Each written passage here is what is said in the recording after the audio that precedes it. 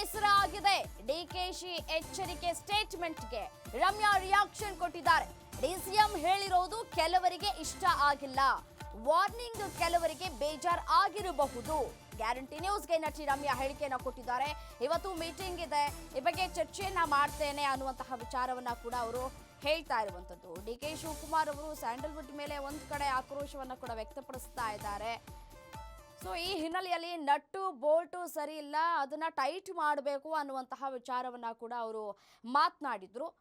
So ಅದೇ ವಿಚಾರಕ್ಕೆ ಸಂಬಂಧಪಟ್ಟಂತೆ ಮೊದಲಿಗೆ ರಮ್ಯಾ ರಿಯಾಕ್ಷನ್, ಹೌದು ಅವ್ರು ಹೇಳಿದ್ರಲ್ಲಿ ಏನು ತಪ್ಪಿಲ್ಲ ಅನ್ನುವಂತಹ ಮಾತುಗಳನ್ನಾಡಿದ್ರು. ಅದಾದ ನಂತರ ಸೋಷಿಯಲ್ ಮೀಡಿಯಾದಲ್ಲಿ ಅದಕ್ಕೆ ಮತ್ತೊಂದು ಪೋಸ್ಟ್ ಮಾಡಿ ಹೌದು ಡಿ ಕೆ ಶಿವಕುಮಾರ್ ಅವರ ಹೇಳಿಕೆ ಎಲ್ಲವೂ ಸರಿ ಇಲ್ಲ ಅಂತ ಅಲ್ಲ, ಕೆಲವೊಂದು ವಿಚಾರಗಳು ಸರಿ ಇಲ್ಲ ಅನ್ನುವಂತಹ ಮಾತುಗಳನ್ನಾಡಿದ್ರು. ಇವತ್ತು ನಟಿ ರಮ್ಯಾ ಅವರು ಕೂಡ ಹೇಳಿಕೆಯನ್ನ ಕೊಟ್ಟಿದ್ದಾರೆ.